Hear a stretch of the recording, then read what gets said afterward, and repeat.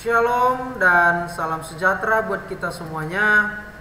Tetap semangat buat seluruh siswa-siswi kami untuk mengikuti yang namanya pembelajaran yang sedang berlangsung ya, melalui YouTube yang dikirim oleh setiap guru bidang studi masing-masing. Ya, jadi selamat berjumpa kembali pada pembelajaran kita, yaitu pembelajaran IPA ya, di kelas 7. Ya, jadi pada kesempatan ini kita akan membahas pembelajaran kita. Kita akan memasuki bab yang ke-11 di buku paket kita, halaman 283 ya, di mana pembahasan kita adalah tentang tata surya. Iya. Akan tetapi sebelum kita memasuki yang namanya membahas tata surya ya, maka pertama sekali kita akan berbicara dulu tentang alam semesta ya, di mana di angkasa terdapat bermiliar-miliar bintang ya, di mana bintang-bintang tersebut itu saling berkelompok dan membentuk suatu putaran besaran yang dinamakan dengan galaksi. Ya, jadi bintang-bintang yang kita lihat pada malam hari itu sangat banyak ya. Akan tetapi perlu kita ketahui bahwa bintang-bintang yang kita lihat pada malam hari itu adalah hanya sebagian kecil dari bintang yang ada pada galaksi Bima Sakti ya, atau Milky Way ya. Itu hanya sebagian kecil. Padahal kalau kita lihat ya, pada malam hari apabila cuaca cerah ya, bisa kita melihat sangat banyak bintang-bintang di angkasa. Akan tetapi seperti yang sudah saya sampaikan tadi, itu hanya sebagian kecil daripada galaksi Bima Sakti ya, dimana galaksi Bima Sakti ini memiliki jumlah anggota yang membentuk galaksi tersebut diperkirakan tidak kurang daripada 10 pangkat 11 ataupun 10.000 juta 10.000 juta bintang ya. Jadi hanya galaksi Bima Sakti saja itu diperkirakan sampai 10.000 juta bintang ya. Jadi salah satu bintang dari anggota galaksi Bima Sakti tersebut adalah matahari ya. Jadi sudah bisa kita bayangkan bahwa hanya galaksi Bima Sakti saja pun memiliki sampai 10.000 juta bintang ya, 10.000 juta bintang. Dan salah satu bintang daripada galaksi Bima Sakti itu adalah matahari ya. Ya, jadi bisa kita lihat di sini, ini adalah gambar daripada galaksi Bima Sakti ya.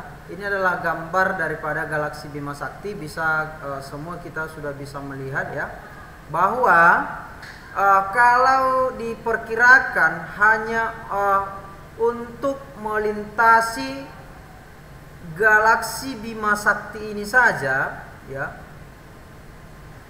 hanya melintasi galaksi Bima Sakti ini saja, diperkirakan waktu yang dibutuhkan itu selama 15.000 tahun cahaya ya, dimana 1 tahun cahaya itu ya, apabila kita bisa bergerak ataupun pesawat bisa bergerak mendekati daripada kecepatan cahaya, di mana kecepatan cahaya itu 300 juta meter per sekon ya.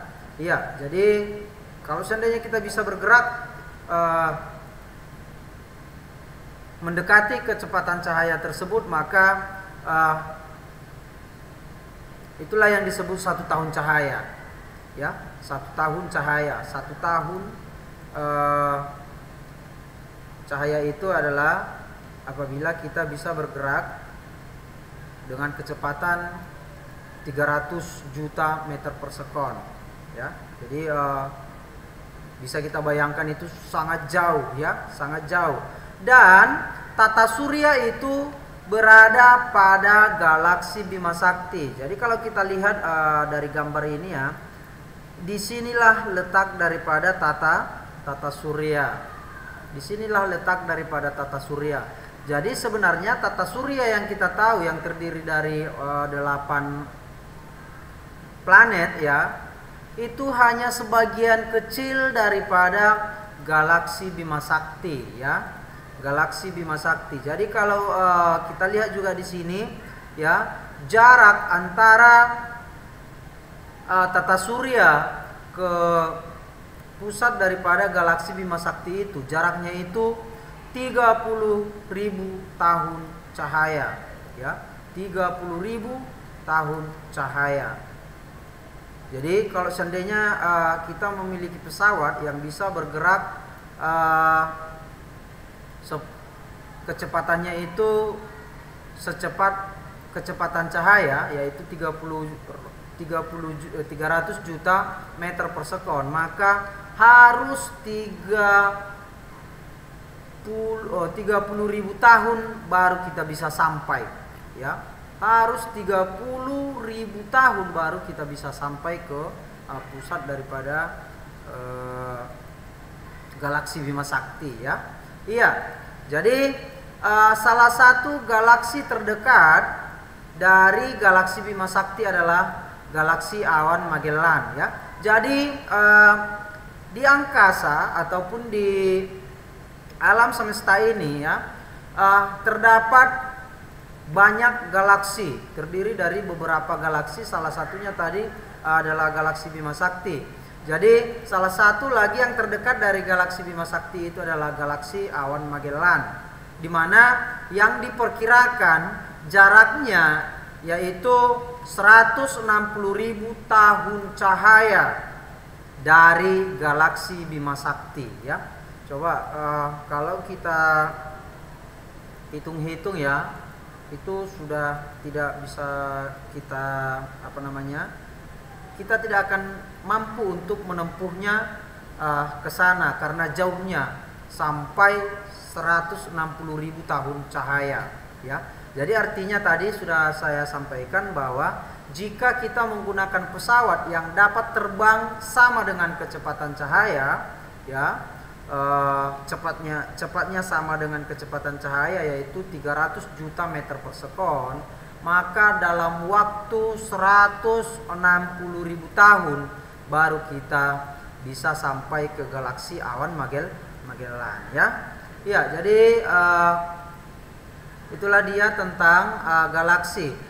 Selain daripada galaksi Bima Sakti dan galaksi awan Magellan, ya, ada lagi galaksi lain yang membentuk mirip dengan galaksi Bima Sakti, yaitu galaksi Andromeda, ya.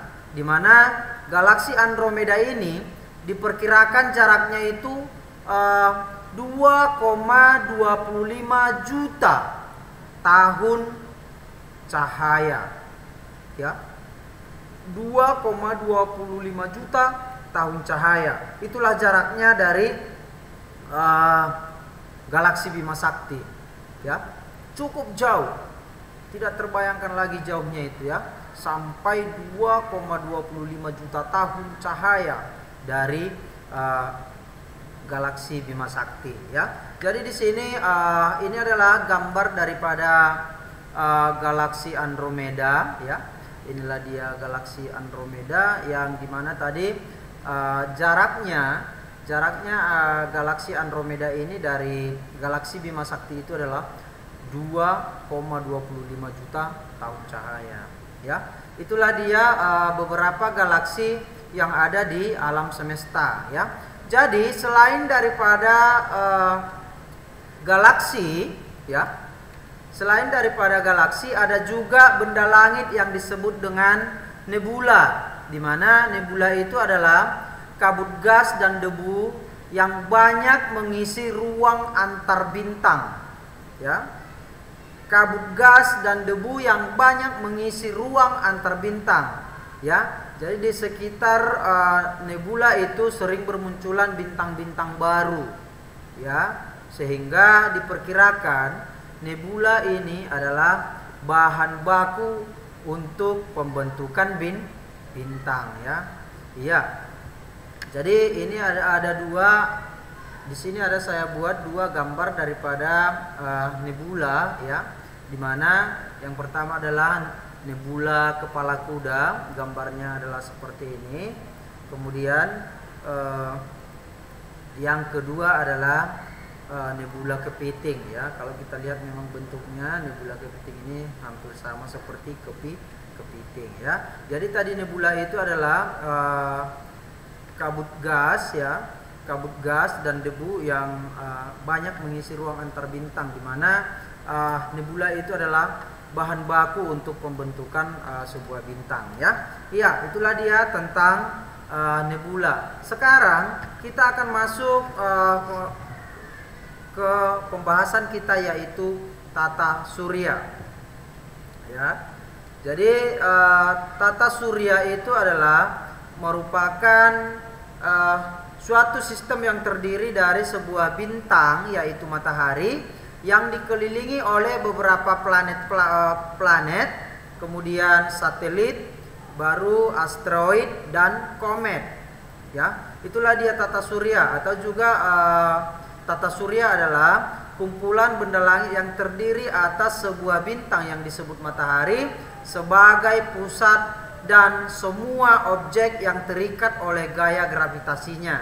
Ya, jadi objek-objek tersebut adalah, itulah tadi yang saya sebutkan, 8 planet beserta satelitnya, kemudian asteroid, kemudian komet dan meteor, ya, meteorit. Jadi itulah dia pengertian daripada tata surya. Iya. Pada sampai sekarang ini, ya, sampai sekarang ini kita telah mengetahui bahwa di tata surya itu terdapat 8 planet, ya. Sebenarnya dulu waktu saya masih zaman SMA itu ada 9 katanya, ada 9, di mana di sana terdapat juga planet terjauh di tata surya itu adalah Pluto. Akan tetapi karena dari segi bentuknya dan syarat-syarat daripada sebuah planet itu tidak ada pada Pluto, sehingga Pluto tersebut tidak dikategorikan ke dalam planet. Sehingga sampai sekarang ini yang diketahui masih ada 8 planet yang selalu berputar mengelilingi atau mengorbit pada matahari, yaitu Merkurius, ya, di mana Merkurius ini adalah planet yang terdekat dengan matahari. Kemudian yang kedua adalah Venus, baru yang ketiga adalah Bumi, baru yang keempat adalah Mars, ya. Baru setelah itu Jupiter, Saturnus, Uranus dan Neptunus, ya. Iya, jadi pada zaman dahulu, pada tahun 1473 sampai 1543, ya, orang yang pertama kali mengatakan bahwa matahari adalah pusat daripada tata surya itu adalah yang dikemukakan oleh si Nikolaus Kopernikus, ya. Jadi pada saat itu dia mengatakan bahwa pusat daripada tata surya itu adalah matahari, ya, sehingga istilah daripada pernyataannya itu adalah yang disebut dengan heliosentris, ya. Matahari adalah pusat daripada tata surya. Akan tetapi pernyataannya ini mendapat banyak tantangan, ya. Kenapa banyak tantangan? Karena manusia sebelumnya, ya, manusia sebelumnya sudah mengetahui bahwa pada tahun 100 sampai 170 si Ptolemeus ya. Ptolemeus pada tahun 100 sampai 170 telah menyatakan bahwa bumi adalah pusat tata surya ya. Bumi adalah pusat tata surya yang disebut dengan geosentris ya. Bumi adalah pusat tata surya, sehingga karena pendapat ini, sehingga pendapat daripada si Nikolaus Kopernikus tadi mendapat banyak tantangan, sehingga masyarakat tidak menerima apa yang telah disampaikannya ya. Iya, oke. Saya rasa cukup sekian dulu untuk pertemuan kita pada kesempatan kali ini ya. Jadi di minggu depan kita akan melanjutkan tentang objek-objek daripada tata surya. Salah satunya adalah planet, komet dan lain sebagainya. Maka untuk saat ini hanya demikianlah dulu yang bisa saya sampaikan ya. Jadi yang menjadi tugas kamu adalah silakan dicatat ulang apa yang sudah saya sampaikan, materi di dalam video ini, tulis dengan rapi ya, supaya ada bahan kamu untuk ujian nanti ya, supaya ada bahan kamu untuk ujian nanti. Jadi silakan dicatat dengan rapi, kemudian hasilnya nanti diantar ke sekolah, diserahkan kepada guru piket yang jaga di meja piket. Oke, saya rasa cukup sekian dulu yang bisa saya sampaikan pada pertemuan kita kali ini. Sekian dan terima kasih.